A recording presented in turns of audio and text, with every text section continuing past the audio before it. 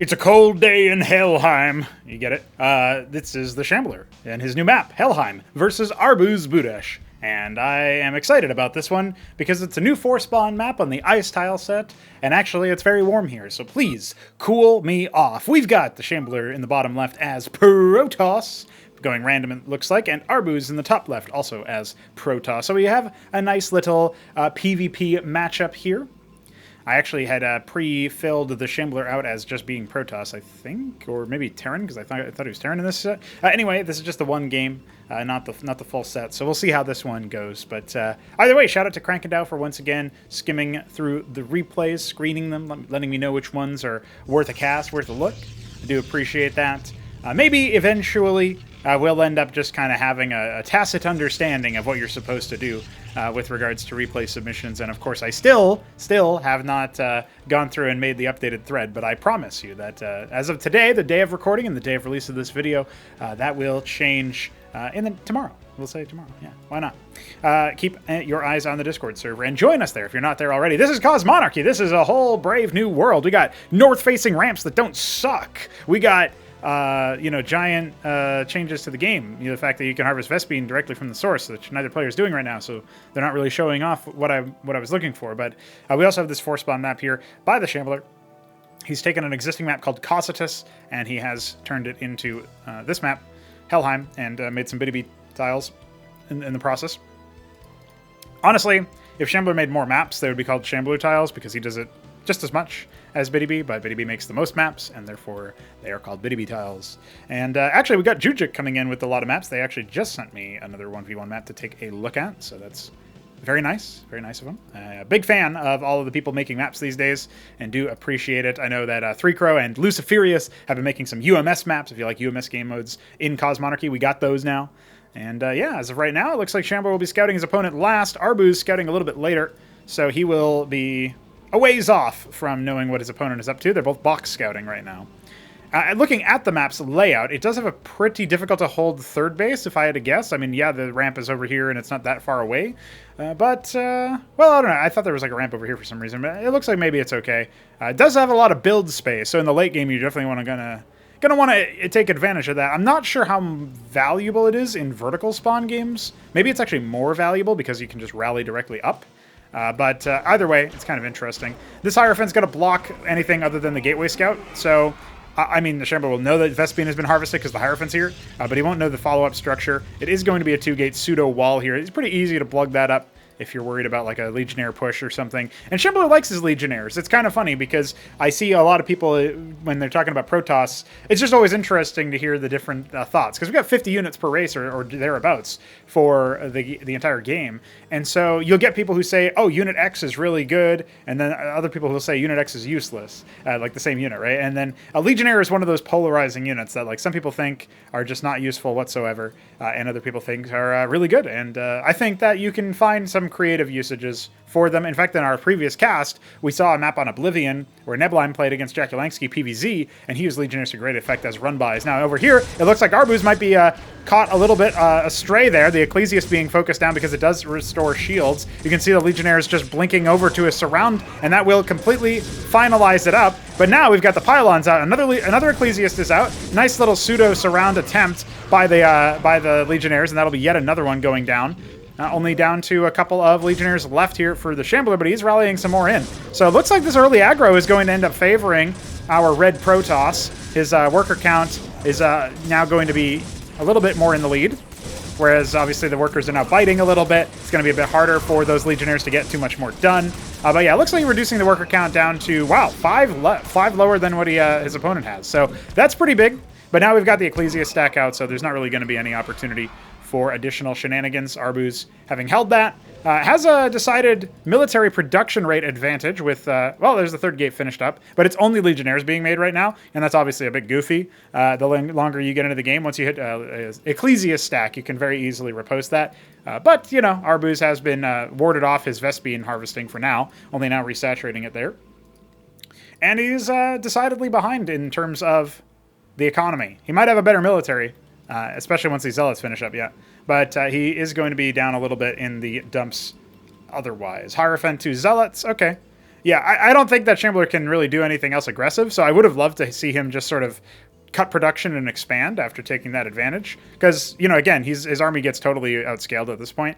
Maybe he can try for a run by? I don't think so, though. I mean, he could. It's just I don't know how valuable it would be. He kind of has to do something, though, because he spent all of this money on army, and he's not really going to be able to do anything with it. Which, you know, I mean, I guess he can just be even, or allow his opponent to come back a little bit. But this is a situation where you want to get more ahead, right? And you do that by expanding. Or, you know, I guess you could go off of, like, one base tech rush or something, right? We even have a Warden being added as a sort of defensive move, because Arbuz hasn't been able to scout his opponent much, so he's not really sure what's coming.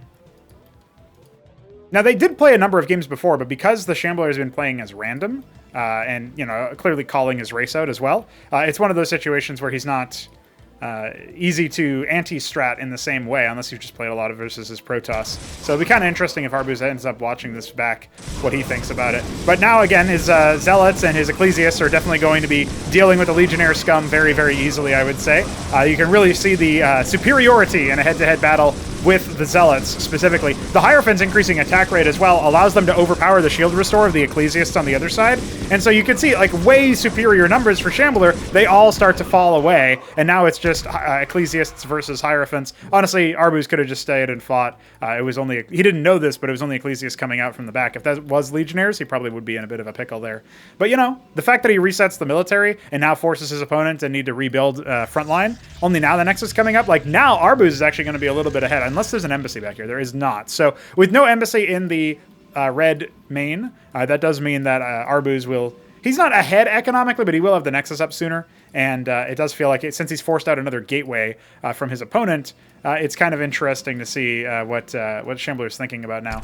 Hierophant's frontlining. We actually don't mind this versus the Ecclesiast because you can just fall on back like that. You allow your Zealots to get a little bit closer. And now the tagging from the Hierophants is definitely going to help you catch some of these Ecclesiasts. It's only Ecclesiast right now. Shambler's composition being a little bit too one-note to be super competitive.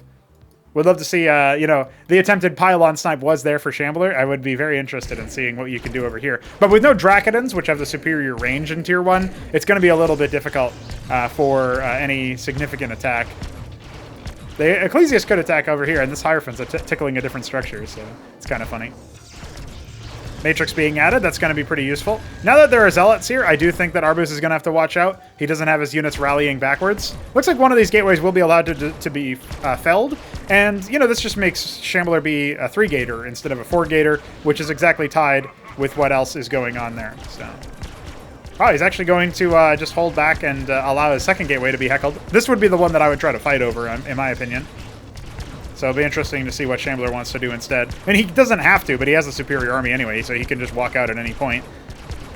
Gets that Ecclesiast out at the last second, and it does end up falling. You know, the benefit of having both gateways gone is that you can more easily move out. But it does kind of tell you some things about Shambler maybe not being 100% sure if he's ahead in terms of military. Now we see the Dracodons out. That's a pretty big moment. The fact that he's got 6 Dracodons, you can easily start one-shotting or two volleying a couple of different units here, like the Hierophant, like even the Zealots. So you got to watch out for that because you can take those engagements before the Ecclesiasts on the Shambler side can actually heal anything. I love that Arbuz is going out on the map elsewhere. He's got his worker scout over here in the bottom right still. You know, he can take another base if he wants to, although I wouldn't really take it over there. But now that we've got these armies passing each other like ships in the night, if, you know, either way, this is a little bit on the scary side. It looks like Arbuz will show himself, and Shambler is going to try to reestablish his wall, which makes it even more puzzling why he didn't try to hold the first one, or the second one, I guess. But now that Arbuz is up the ramp, there's not going to be any cliff advantage. This is just going to be a straight-up army fight. We don't have all of the Dracodons, though. It looks like... I don't know where the other 3 went. There's 3 of them missing. I guess they're back home. They were standing guard in case anything else came. And now that we have even more static defense being added over here, or at least the ability to with the pylons, yeah, some worker heckling is going to occur. Looks like only 1 worker should go down. I'd probably think about just killing this pylon so that it's out of my way, because obviously that's going to catch on the auto attack. But yeah, it looks like he's backed up into a corner, and so this will be a fight to the death. But the Hierophant's obviously enchanting in terms of attack rate. There's only 1 Hierophant on the Shambler side, but he's not actually proccing any of the powers just yet. I think his focus fire might be a little bit too fast. That being said, it's not really the end of the day, end of the world if that ends up happening. That way you can see him wiping the floor just fine. But, you know, it could have been a little bit more bloodier. And, yeah, now, of course, that will be it on that side. But, you know, delayed the the worker count's now back in Arbuz's favor, which is kind of wild to think about.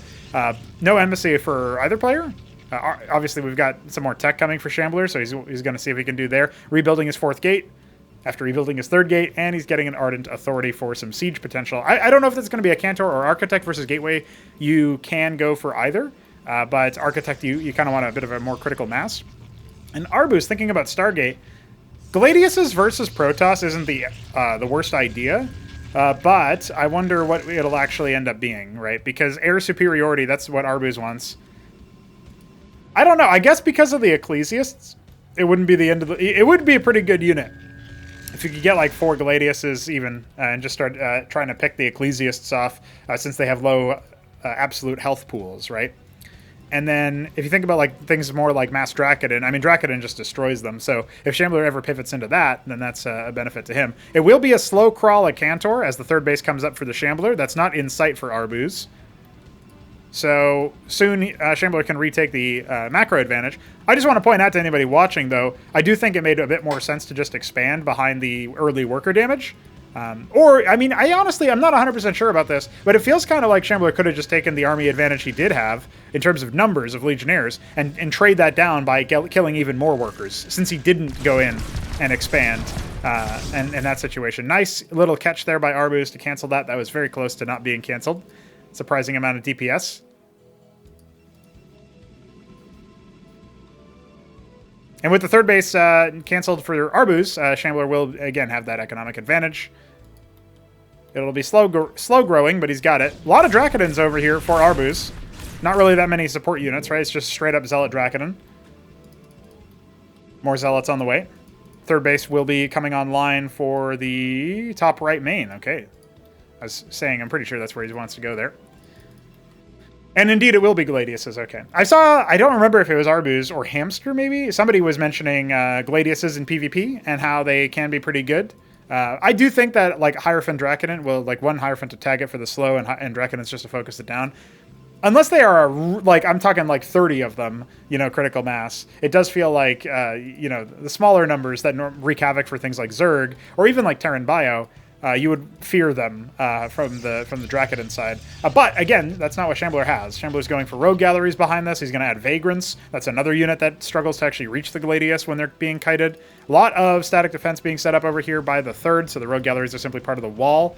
And I don't know what Shambler's going to be doing outside of just waypointing slow crawl of Cantors over. He's got 2 of them in this area now. And the Gladiuses are obviously going to be capable of shutting that down. We're going to be up to 6 Gladiuses, I think, before Shambler pulls the trigger on an attack. And meanwhile, over here, we've got an Embassy, a Nexus, and multiple Wardens. We've got workers being waypointed over there, which makes some sense. That Cantor being all the way on the outside, I think is actually really dangerous. Shambler could have just lost that fair and square, maybe killing a couple Zealots in the process. But Arbuz didn't want to pull the trigger on the fight just yet. Now here come the Gladius, but you can see even with this number of anti-air units, so to speak, they're pretty easy to swat down. But the Gladius count is still pretty high with 5 of them, and this is a much more favorable engagement for Arbuz to take them. And you can see the Hierophant trying to tag them. That one all the way in the back, it's going to be a while before it ends up getting focused down. But the Acantors are already dead to the Gateway Army. No support there. Feels like some of the Zealots were kind of fat-fingered with that group of anti-air units and attacking into the Gladiuses. So that was an opportunity for maybe those could have held the Gateway Army at bay, and the Acantors could have stayed alive a little bit longer. Now the Gladius is pursuing. We do have 2 more in production. Yeah, the production is a little bit better here for the Shambler, but, the fact that the Gladiuses are still gunning it with regards to their bounces, and the fact that, okay, one of them has gone down to the Wardens, and the Acantors are still alive doing a lot of damage over here, but the worker count is going to start falling at the 3rd base if the Shambler is not careful, and he doesn't really have that many dedicated anti-air units over here. Remember, it only takes 1 Gladius to channel all the bounces. Meanwhile, the Acantors are just shellacking the ground force, and that will be all she wrote for them. The Gladius, a single Gladius leaving the building at the end of all that, starting off with 6, now down to 3 once you factor in reinforcements. And you know what? Worker count dead even, saturating that top right position. Trying to hold a little bit here as he maybe wants to take his 3rd by normal standards. But Shambler's not going to allow that for free. We are going to see yet another engagement. And, you hold it, you retaliate. You just got to make sure that you, spend your money if you need it, if you have it. There's a lot of Vespine that Shambler has in his neck of the woods. That's another cancel. And again, this is where like you don't have that many gateways and you only have the 2 Stargates. Arbuz is going to be in a defensive posture yet again. If this base goes up and stays up, then we're okay, right? 4th base is establishing for Shambler in the bottom right. Gladius count back up to 5. That's a respectable number. But the gateway army is so low. The ground army is so low in number that right now you still have to favor that for Shambler. Especially if these Gladiuses leave and go for the attack. I mean, they absolutely can do it. But you got to watch out for that, right? Because if he just pulls the trigger and attacks up, Shambler could just wipe the natural and threaten the main as well. Like, he could threaten a kill move to bring the Gladiuses back. So let's see what ends up happening. Where's the pull? I mean, these workers need to evacuate. He's going to go ahead and do that. Looks like only 4 of them have died so far. A couple more on the way as he continues to do it. But yeah, just like what I said, the attack move is coming on in. Yeah, you got 3 Wardens and a Matrix, but look at the ground army here in favor of the Shambler. Arbuz now going to go ahead and park himself over the main natural, or the main mineral line. And while the Acantors are just chewing away, even units on the high ground can't really deal with them. Static defense in the natural is going to get cracked. Worker count falling dramatically for Shambler as he did not pull his workers away from the main in time without losing a lot of value there. One of the Acantors going down, a critical unit to miss. Now, of course, the Nexus taking hull damage. More units being trained up over here. We only have 1 Gladius in production. Arbuz may have let it slip a little bit. He does not have his money spending under control, and he loses his natural with 3K left in the bank.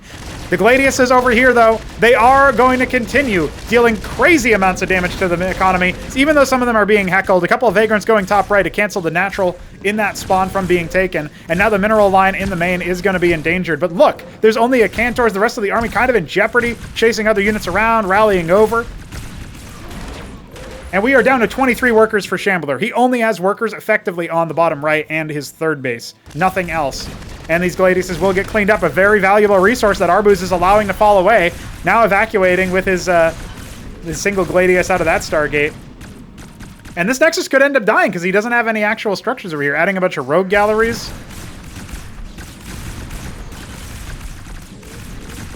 Okay, a very exciting situation, a bit of a barn burner. But when we reset, when we sort of pause, we realize that we've got, you know, this Nexus up, this Nexus up. All of the bases are still up here. Shambler is still effectively on 4 base. He can still produce a lot of scribes. He even has the embassy. He has a synthetic synod. He has acquired a certain amount of tech. Now, this is great harassment. Just stopping the workers from being able to harvest over here. Now they got to make the long road back, or, you know, just go on back afterwards. That's another option. But reestablished over here, the static defense should be enough to hold the ground army, particularly since the Acantors are a really big part of the siege. But Arbuz no longer really has much income, right? He's only got the 2K minerals in the bank. He can't realistically expand over there. He has the 1 witness off to the side, the 1 Gladius off to the side. So his military count is very, very low. He does have a base setting up over here in the natural of what Shambler has done. A lot of workers being done. I would love to see a bunch of static defense be erected from Arbuz in this neck of the woods. Shambler hasn't actually scouted over here yet, it doesn't look like.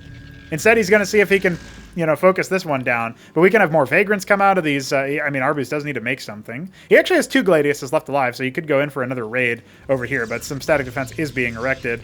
Not harvesting anything from the main or natural just yet, so a ways off from being rehabilitated. Nice scout from that Gladius. Does give you a little bit of intel.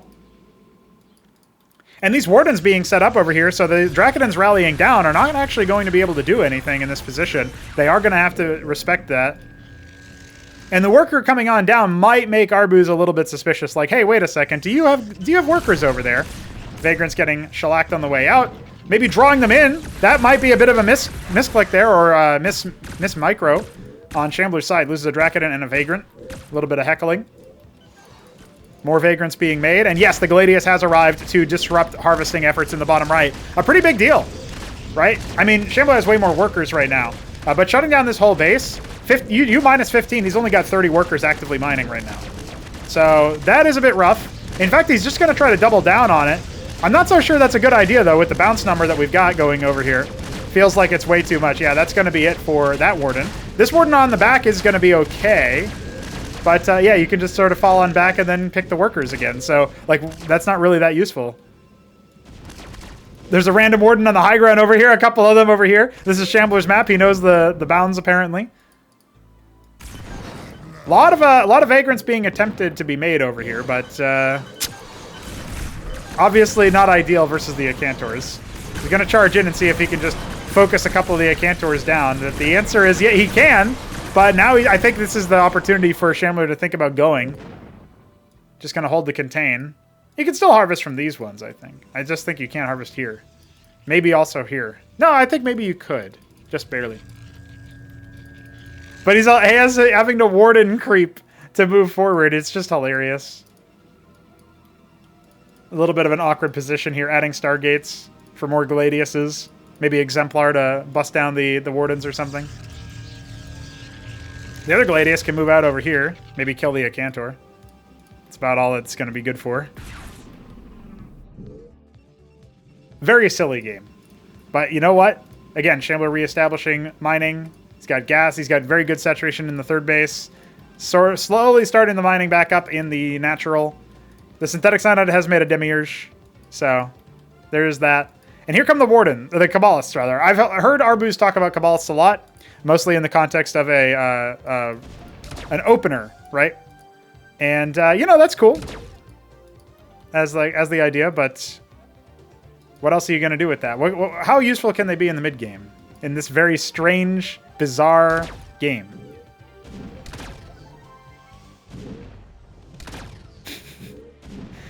Oh, Iquare, you're in the corner, dude. Okay, so a witness is over here to spot what's going on.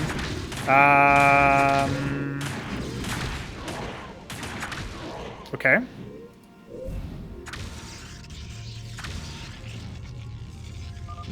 Yeah, okay. I was curious about that play, but it looks like Arbuz had nothing else to say. Yeah, very interesting game. Some very strange, bizarre things. A funny way to end it as well with the Kabbalists. They don't work for what Arbuz wanted, and that's it. That's the game. That was interesting. Shambler definitely had the lead there. Makes sense to call it. If you like these kinds of wild base race sort of games, you let me know. We'll see if we can cast some more of them. Otherwise, GG's. Be back tomorrow for another video. See you then.